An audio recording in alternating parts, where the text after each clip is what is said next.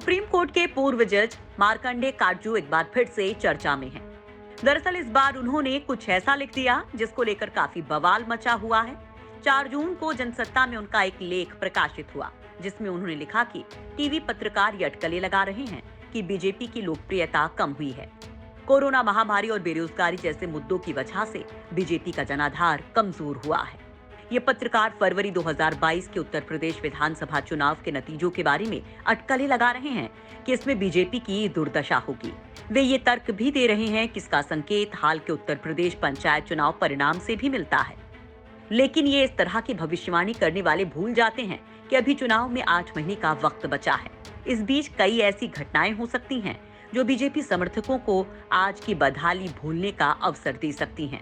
ये घटनाएं वाराणसी की ज्ञानव्यापी मस्जिद, मथुरा के शाही मस्जिद आदि से भी जुड़ी हो सकती हैं। गुजरात और मुजफ्फरनगर भी दोहराया जा सकता है। जाहिर है ऐसा कुछ हुआ तो उत्तर प्रदेश पुलिस आंख मूंदे ही रहेगी, क्योंकि उत्तर प्रदेश में बीजेपी की सरकार है।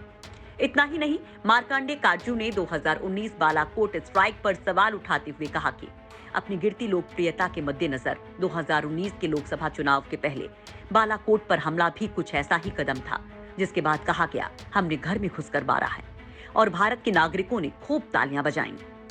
मार्कंडे काटजू ने भारत के 90% लोगों को बेवकूफ बताते हुए लिखा, मैंने कई बार कहा है कि भारत के 90% लोग बेवकूफ और भावुक होते हैं, ना कि समझदार। इसलिए उन्हें आसानी से झांसा दिया जा सकता है।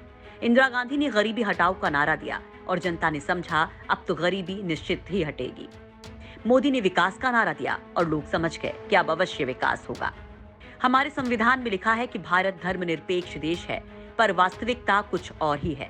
भारत में अधिकांश हिंदू सांप्रदायिक होते हैं और अधिकांश मुसलमान भी।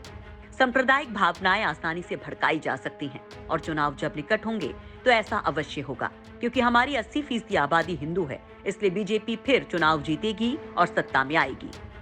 ब्यूरो रिपोर्ट, यूपी तक।